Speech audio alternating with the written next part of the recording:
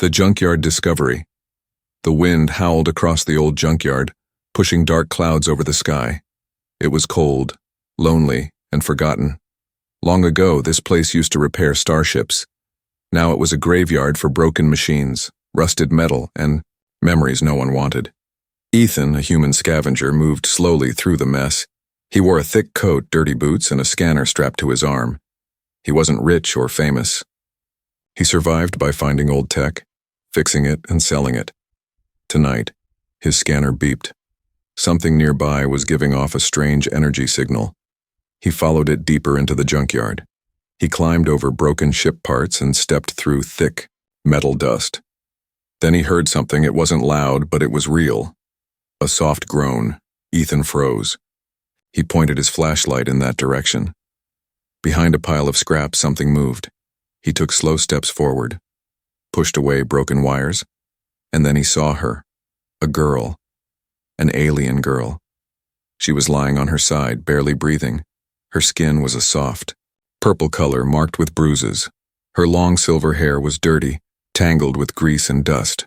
She wore a torn dress, once beautiful, now ripped and soaked in rain. She looked up with weak eyes that glowed faint blue. "Please," she whispered. "Don't leave me here." Ethan dropped to his knees. "I'm not leaving you," he said. "I've got you." He gently moved broken parts off her. Her body didn't respond. "What happened to you?" he asked. "I can't move." "Below, the waist," she said slowly. "My legs, they don't work." Ethan looked at her back. There were scars, deep ones. Her spine looked damaged. She was paralyzed. "Who did this to you?" he asked. She shook her head, barely able to speak. "They didn't want me anymore." Ethan frowned. "Who's they?" But her eyes closed. She passed out. Ethan didn't wait. He picked her up in his arms. She was light, too light. She must have been lying there for days, maybe more. He carried her back to his small hover truck, parked outside the junkyard. The rain had started again, cold and harsh. He wrapped her in a thick blanket, laid her on the seat, and drove fast toward his home.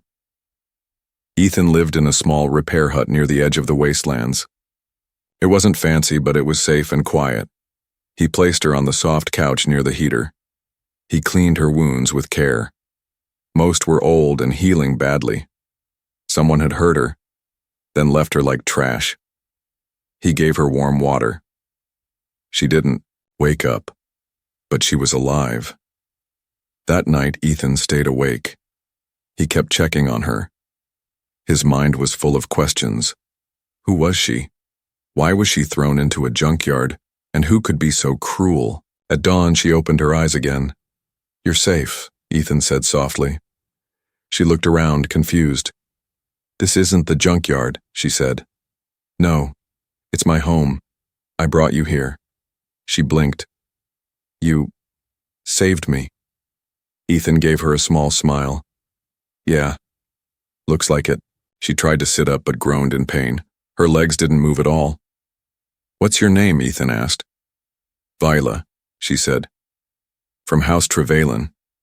Ethan's eyes widened. "Trevelyan? That's one of the royal houses." She looked away. "Not anymore." He didn't understand. Why would someone from a noble family be left to die? "I was supposed to be gone," she whispered. "No one was meant to find me." "But I did," Ethan said firmly, "and I'm not going anywhere."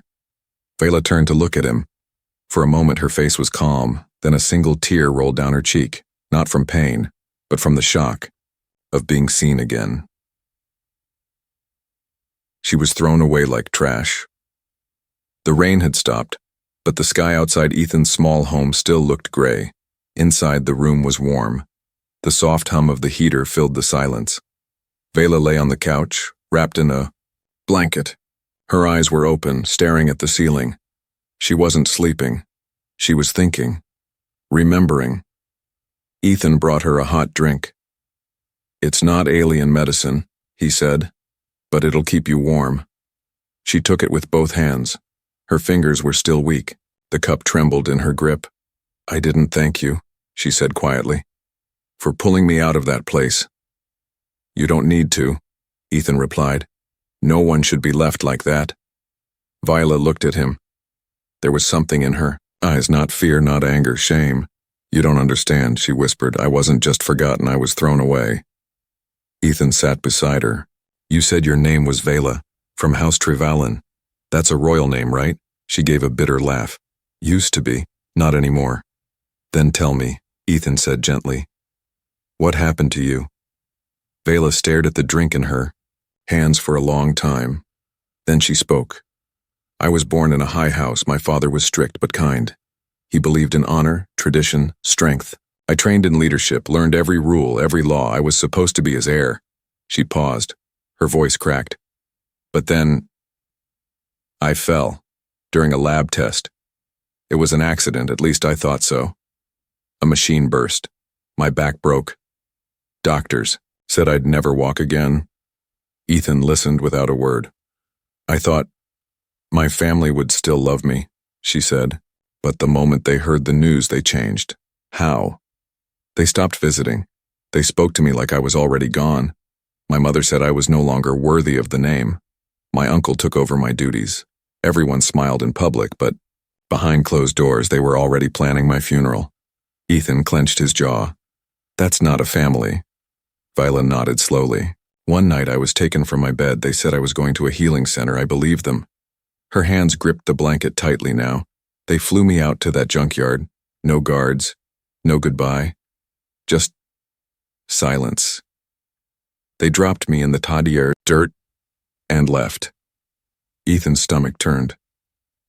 You mean they left you alive? Yes, she whispered. That was the point.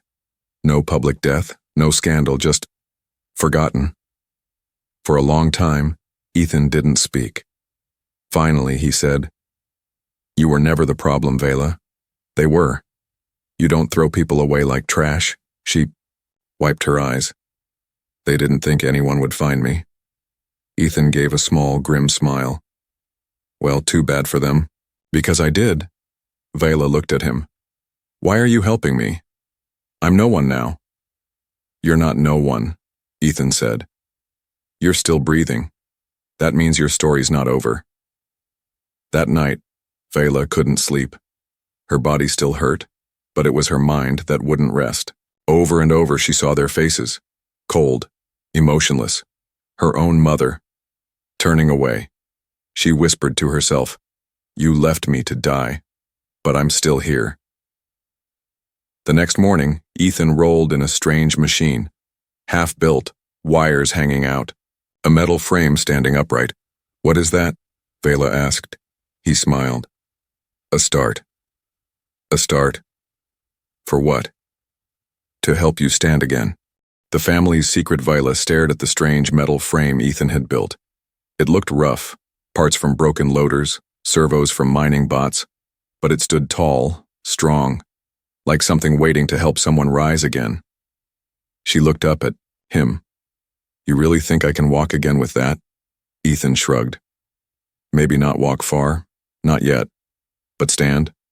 Yes, and standing is where everything starts. For the first time in days, a small spark lit in Viola's chest. Later that afternoon, while Ethan worked in the garage, Viola sat in his small study. She still couldn't move her legs, but her mind was sharp and curious. She looked around and saw something sitting on the shelf, a dusty black box. It wasn't human tech. Ethan? She called out. He entered with a wrench in his hand. Yeah? She pointed. That device? Where did you get it? Found it near you in the junk pile. Thought it was fried. Why? Vela's hands trembled. That's a House Trevelyan command node. Only family heads carry those, only my father and my uncle had one. Ethan's eyes narrowed. Think it still works? Only one way to find out. Ethan cleaned it and connected it to an old power adapter. The device buzzed faintly and flickered to life. A blue symbol glowed, a family crest Vela hadn't seen in months. She entered her access code. A message appeared. Project removal. Status, complete. Subject, Viola Trevelyan. Condition: non-recoverable. Next step: death certificate to be submitted. Control shifts to Lord Malin Trevallen, effective immediately. Viola stared, her face pale. They made it official, she whispered. They declared me dead just to take control. Ethan looked closer. Who's Malin? My uncle. He always wanted the family business. My father never trusted him. And now I know why. More files followed. Schedules, signatures, even payments. One message was audio. Ethan clicked it. A cold male voice played through the speaker. Keep the girl's body hidden. No need to leave a trail. The junk sector is perfect. Let the rain take care of it. It was Malin's voice. Viola covered her mouth. Her whole body shook. They planned it. From the start. The fall. The accident. Maybe even my injury. It wasn't just about me being weak. It was about power. Ethan gently placed a hand on her shoulder. You were a threat to their plans, and now you're their worst nightmare, because you're alive. She looked at him. But what do I do now? They have everything. Power, money, soldiers. I only have this body. No, Ethan said. You have the truth, and you have me. That night, while Viola rested, Ethan scanned and copied all files from the command node. He encrypted them and stored them on hidden drives. He also checked something else, a news site from the Trivalent homeworld. The headline read, Lord Malin announces new era for Trivalent systems after tragic loss of heir. Malin stood smiling, in the image, confident, untouchable. But behind that face was fear, because if Vela ever returned, everything would fall. The next morning, Vela looked at the old machine Ethan was building. She clenched her fists. Let's finish it. Ethan turned to her. The exoframe? She nodded. I want to stand. I want to move, and then I'm going back. Ethan raised an eyebrow. Back to your family? No, back to the truth, she said. They erased me from the world, but I'm going to show them what happens when you throw someone away who refuses to stay buried. She tries to stand. It took Ethan 3 more days to finish the frame. He worked nonstop, welding, shaping, adjusting wires. He didn't sleep much, and every time he passed by the living room, he saw Vela watching, not saying much, just waiting, like a storm building behind calm eyes. On the 4th morning, Ethan rolled the machine into the room. This is it, he said. It's not pretty, but it should help you move. Viola looked at the exoframe. It wrapped around the lower body, supported by mechanical legs and balance rods. Rusty in places, still full of scars from other lives, just like her. She sat quietly, staring at it, then, slowly she spoke. I used to walk through marble halls. People bowed when I entered. My voice had power. And now, her voice cracked. I'm scared I won't even be able to stand. Ethan knelt beside her. You don't need to prove anything to me, but if you want to try, I'll help. Vela took a deep breath. Let's try. It took nearly 20 minutes to lock the frame to her body. Her legs still had no feeling, but the frame's sensors read upper body movements. Her hands gripped the control bars. The machine hummed to life. Okay, Ethan said gently. 1 step at a time. Vela nodded. Her arms trembled as she pushed herself upright. The machine clicked, adjusted, and then she rose. For the first time in months, Vela stood tall. Not perfectly, not strong, but upright. Her eyes widened. Her lips parted. I'm standing. Ethan smiled. Told you. Her eyes filled with tears, but she didn't cry. Instead, she took a step. Then another. Each one was heavy. The frame groaned under pressure. Her arms screamed with effort, but she kept moving. Then the door alarm blared. Ethan's smile vanished. He checked the scanner.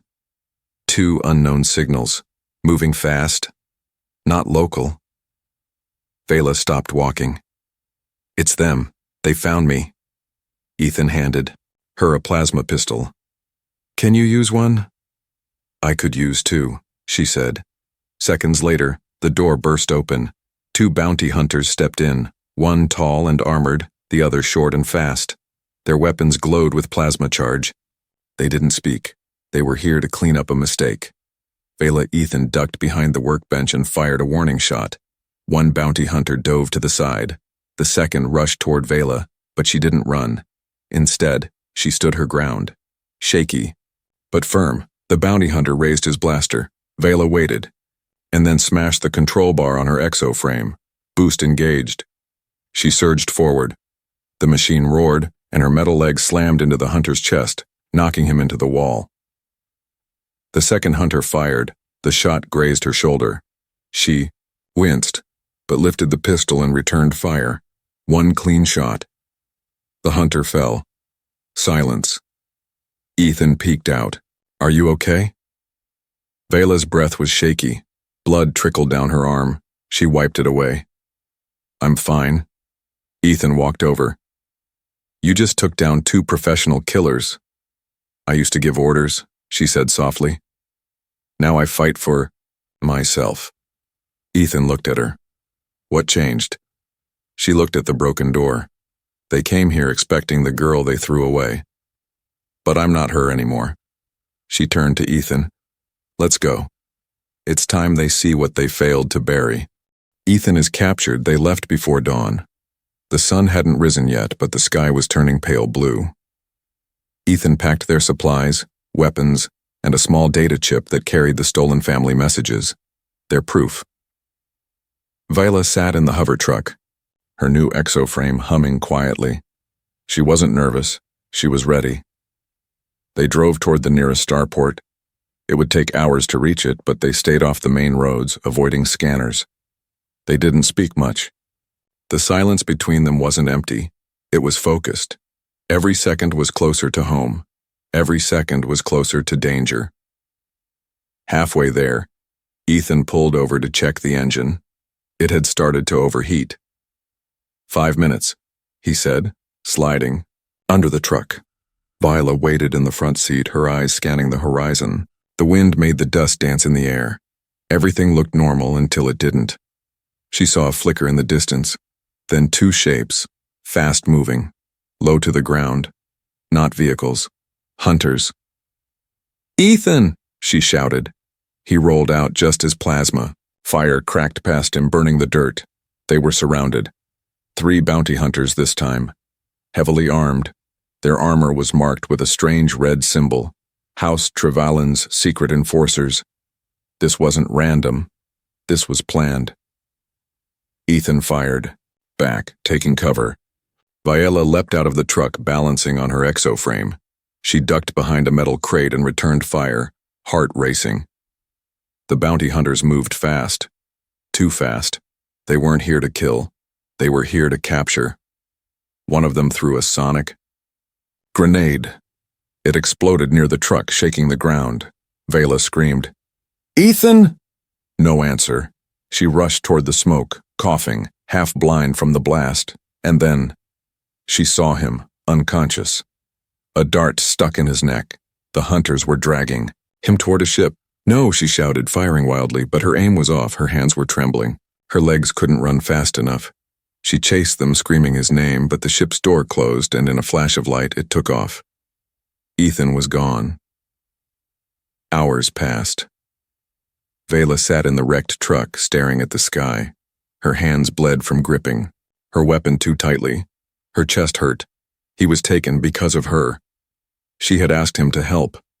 He could have walked away, left her in that junkyard. But he didn't. And now he was gone. But Vela didn't cry. Instead, she turned on the comlink, pulled out the encrypted drive, and scanned the last signal from the enemy ship. A trace. Weak. But it was there. The ship had gone to a restricted sector, one of her family's old orbital prisons. She knew it. She had been there once as a child. A cold floating metal box in the stars. They were holding Ethan in a place that didn't exist on maps. That night, Viola sat by the fire. She opened a small box Ethan had kept in his bag. Inside was a necklace, a simple thing, human-made. A smooth, metal ring hung from a thin chain. On the back something was written. If I can help just one person, it's worth it. Vela stared at the words, then she closed her eyes and made a promise. I'm not losing you, Ethan, not after everything. She stood, her legs still weak, her frame still shaking, but her eyes burned like fire. Tomorrow, she would go alone, and she would bring him back, even if it meant facing her family one last time. The Reckoning. The stolen ship was small, old, and barely held together, but Viola didn't care. She sat in the pilot's chair, the stars rushing past her. Her hands were steady, her mind was clear. The coordinates were locked. An orbital prison station called Black Halo, hidden deep in her family's private territory. No records, no laws, no mercy. It was the kind of place where people disappeared, just like they tried to make her disappear. But Viola wasn't disappearing anymore. She was coming home. Black Halo floated like a silent shadow above a dying moon. Cold, dead, forgotten. Even from space it looked wrong. No lights, no signs, just steel and darkness. Vela turned off all outside signals and drifted in silently. When she landed, she wore her exo frame, a plasma pistol strapped to her side, and a hidden chip inside her arm, the evidence. Every file, every voice message, every order signed to have her killed. It was time to finish this. Inside the prison, the halls were empty. She knew the path. She had walked it long ago, back when she was a child, visiting her father, back when she believed justice still existed. Now she walked as something else. Not as a noble, not as a victim, but as a reckoning. She found the control center first. There were only 2 guards. She stunned the first before he saw her. The second reached for an alarm, but she raised her pistol. Try it, she warned. He didn't. She used his hand to unlock the system. There, on the 3rd floor, cell 3C. The display showed a human male, beaten, alive, Ethan. Her heart thudded. She moved, fast. Her frame whirred, her breathing heavy, but her focus sharp. She burst into the holding level. A red warning light flashed as her presence was detected. 2 more guards ran at her. She fired once, twice. They dropped. Then she reached his door. Ethan was lying on the floor, blood on his lip, his hands chained. He looked up slowly. "You're here," he whispered. She ran to him and broke the chains with a shock tool. "You think I was going to leave you?" she said, half laughing, half crying. "You should have." He smiled weakly. "Would have been easier." "I don't care about easy." Together they escaped to the ship, but they didn't leave. Not yet. Viola opened the comlink to the Galactic broadcast system. It was restricted, hidden deep in her family's network. But she had the codes, and she had the files. A blue hologram lit up. Viola stood in front of it and spoke. "To the Galactic Council, to every citizen of the outer worlds. My name is Vela Trevallen. I was declared dead, abandoned, left in a junkyard by my own family. But I survived." She uploaded the voice logs, the death orders, the inheritance theft documents, everything. "This is the truth they tried to bury, but I am still here, and I will not be silent." Within minutes, the signal spread like wildfire. Screens across star systems flashed with her message. News outlets grabbed it. The people remembered her name. And the Trevallen family? They panicked. By the time Vela and Ethan landed on the capital world, the Noble Council was already waiting. Soldiers surrounded the estate, not to protect her family, but to arrest them. Her uncle tried to flee. He didn't get far. In the high hall, Vela stood tall, her frame now polished, silent, part of her. Her face showed no fear. "I am not here to take revenge," she said to the council. "I am here to make sure this never happens again." And the people listened.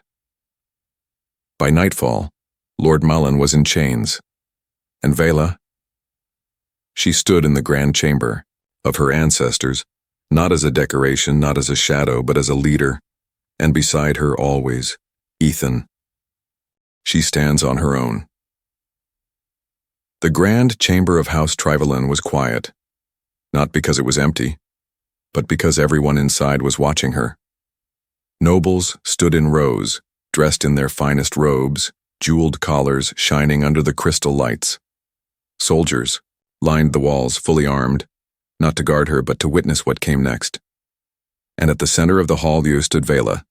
She wore no crown, no long gown, no symbols of royalty, only a black coat, her exoframe gleaming under her feet like battle armor.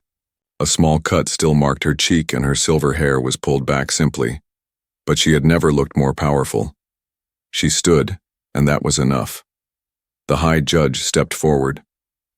Viola of House Trivalin, are you ready to speak your claim? Don't need to, she said, gasps, whispers, but the judge was calm. You choose not to? I don't need to fight for something that was mine all along. You've seen the evidence. You heard the truth. I'm not here to beg for my place. She looked out at the crowd. I'm here to decide what comes next. A hush fell over the room. Even her uncle, now in chains at the back, lowered his head. Vela walked to the center platform, each step slow and strong. The sound of her exoframe echoed through the chamber. When I was paralyzed, they said I was no longer worthy. When I was thrown away, they said I was already dead. But what they didn't understand... She stopped. I am more alive now than I ever was in their palace. She pulled a small hollow drive from her coat and raised it. This contains everything. All of House Trivalin's crimes against me, against others, against the law. It will not stay hidden anymore. She walked to the council's data core and uploaded it. Live. Across the galaxy, screens lit up. News channels interrupted broadcasts. Citizens from all worlds began to watch. Not a fallen heir, not a poor victim, but a survivor. Today, Vela said, I reclaim my name, but not to wear it like a medal. I reclaim it to rebuild it. She turned to the judge. I won't take the seat as Lady Trivalin. I won't lead an empire built on silence and cruelty. Instead, she looked at the people behind her. I will build something new. Ethan stepped forward, not as her bodyguard, but as her equal. Vela smiled at him, and then at the crowd. House Trivalin will no longer rule, it will serve. We will fund the Rise Project, a galaxy-wide program to care for abandoned citizens, disabled veterans, orphaned workers, and forgotten souls. People like me. She took a breath. People like I used to be. The council stood in stunned silence, then slowly, one by one, they began to clap, not out of duty, but out of respect.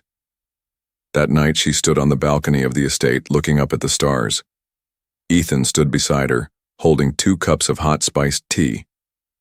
You didn't take the crown, he said. I didn't want it, she replied. You could have had everything. I already do. They clinked their cups together. Down below, the people gathered in the estate plaza. Not nobles, not servants, just citizens, cheering, celebrating. In her hand, she held a small object, the necklace Ethan once carried. On the back, it still read, If I can help just one person, it's worth it. She smiled. Now it was helping thousands. Weeks later, in the distant outer colonies, a new center opened. Simple building, clean walls, a ramp at every door. It bore her name, but not her title. Vela's haven. Inside were medbots, food stations, housing for the poor, rooms for the sick, schools for children, and no gold, only hope. Vela and Ethan moved there, quietly. They lived in a small home by the cliffside. No guards, no servants, just a garden, a telescope, and a long bench that looked out into the stars. She still wore the exoframe. Her legs had not healed, but she no longer cared, because she had stood. She had spoken. She had survived, and now she helped others do the same. One evening, a small alien girl approached her. Thin, frightened, abandoned by smugglers. No name. No family. Viola knelt down, her hands gentle. What's your name, little one? The girl whispered. I don't remember. Viola smiled softly. Then we'll choose a new one, a strong one. The girl looked at her frame. You're broken? Vela laughed. No, I'm rebuilt. And for the first time, the girl smiled too. That night, Ethan and Vela sat under the stars, side by side. I still can't believe it, he said. All of this because I stopped in a junkyard. Vela leaned her head against his shoulder. And because you didn't walk away, they threw her away like trash. But she rose like fire. And in standing again, she taught the galaxy how to never bow again.